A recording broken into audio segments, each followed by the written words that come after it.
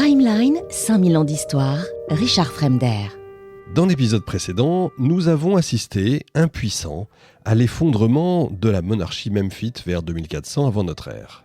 Elle est la conséquence de la désagrégation du pouvoir royal à la fin de l'Ancien Empire.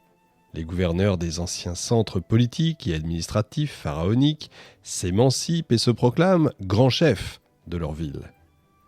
L'Égypte se fragmente en une multitude de cités-États qui tissent des réseaux commerciaux entre elles, concluent des alliances ou se font la guerre pour le contrôle du territoire et des routes marchandes.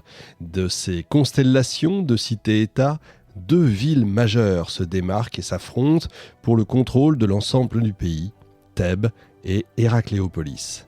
C'est finalement Thèbes, souvenez-vous, qui prend le dessus et qui parvient à réunifier le pays égyptien. La conquête de l'ensemble du pays permet à Thèbes de devenir le centre de la nouvelle monarchie égyptienne unitaire. Si les nouveaux maîtres du pays fondent leur légitimité sur l'héritage de l'ancienne monarchie memphite, ils règnent sur une société qui n'est plus du tout celle de l'ancien empire. Les souverains thébains sont contraints de s'appuyer sur les grandes familles locales qui règnent sur les villes et monopolisent les routes commerciales. C'est dans cette période de bouleversement politique que débute ce que les égyptologues appellent le Moyen Empire. Retracer en détail l'histoire du Moyen Empire demeure encore aujourd'hui une tâche pas facile parce que les sources épigraphiques concernant cette période sont beaucoup moins abondantes et moins riches que pour le troisième millénaire. Elle rassemble principalement les annales ou les décrets royaux qui se font rares, les longues listes d'épithètes et de titres qui couvrent les parois des tombes et les innombrables stèles érigées par les dignitaires, les membres de la cour et les administrateurs. Si les défunts se vantent de leur lignée, ils ne mentionnent en revanche aucun événement historique ou biographique, encore moins administratif. Quant aux vestiges archéologiques, ils sont peu nombreux et bien plus modestes que ceux laissés par les rois memphites. Cette période de l'histoire égyptienne est souvent présentée comme l'une des plus brillantes de la monarchie pharaonique. La culture classique qui va dominer la civilisation égyptienne tout au long du deuxième millénaire se construit et s'affine. Cette affirmation est vraie pour la littérature et les arts. En revanche, elle est à nuancer en ce qui concerne l'histoire politique. L'étude des données archéologiques et épigraphiques nous donne à voir plutôt un état vacillant, aux bases fragiles. Dans cet épisode, le Moyen Empire. La lignée thébaine de Montuhotep II s'éteint rapidement après la mort de Montuhotep IV. C'est un certain Amenemhat qui monte sur le trône en 1991 avant notre ère. Il instaure une dynastie qui va rester au pouvoir durant les 20e et 19e siècles, la 13e dynastie manéthonienne. Mais cette nouvelle lignée souffre d'un manque de légitimité, si vous voulez, dû notamment aux origines incertaines de son fondateur.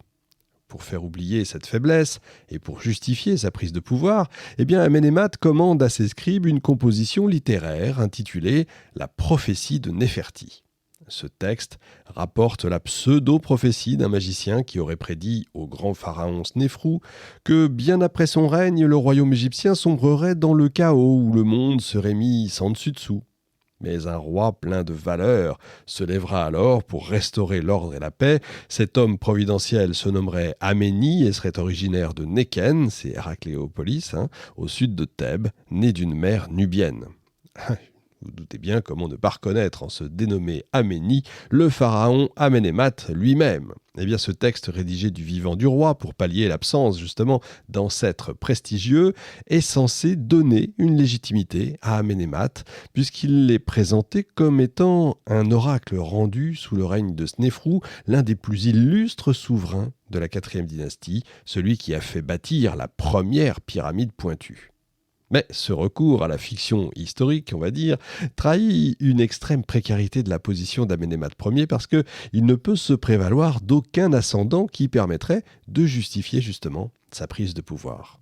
Ce manque de légitimité pose donc un autre problème, un problème majeur. Si le nouveau pharaon, considéré comme un parvenu, n'est pas légitime, comment est-ce qu'il pourra transmettre son pouvoir à son fils qui n'a pas plus de légitimité que son père ?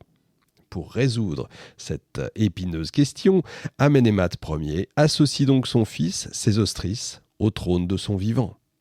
Il invente ainsi une stratégie politique qui sera reprise par de nombreux pharaons après lui, ce qu'on appelle la cogérance, et ce que feront très bien certains de nos rois à nous du haut Moyen-Âge.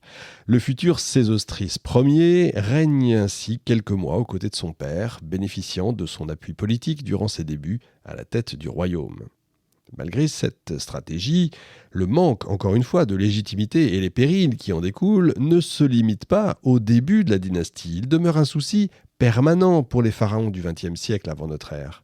Comme son père, Sésostris Ier a recours, lui aussi, à la littérature pour confirmer sa position de souverain.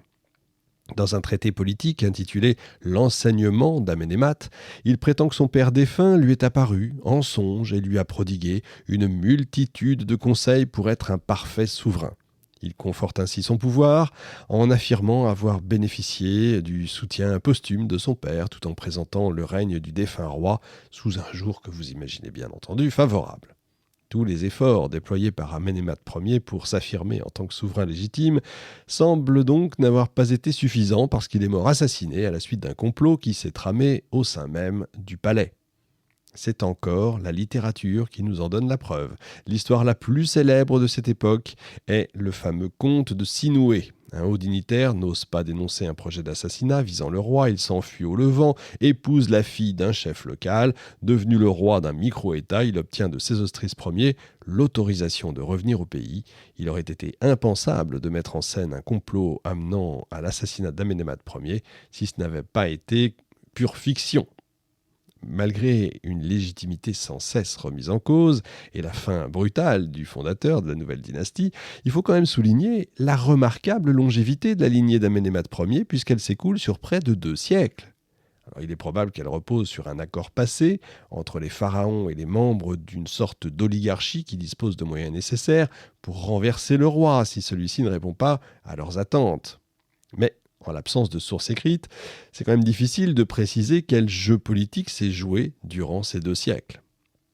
La mort d'Amenémat III aux alentours de 1796, avant notre ère bien sûr, marque le début de périodes d'incertitude politique à la tête du royaume. Aucune grande famille ne parvient à s'imposer et à fonder une nouvelle lignée royale. On voit alors émerger une multitude de roitelets au règne très court. C'est une véritable valse de pharaons qui se danse dans des circonstances, on va dire, obscures. Malheureusement, les inscriptions laissées par les courtisans et les administrateurs contiennent peu d'informations sur leurs origines sociales ou familiales. On peut quand même observer l'entrée de certains potentats du Nord au sein de la cour. Les pharaons semblent s'inspirer des institutions héracléopolitaines pour constituer leur propre cour. De nombreux titres prouvent l'existence d'un anéouti, d'une chambre des dignitaires.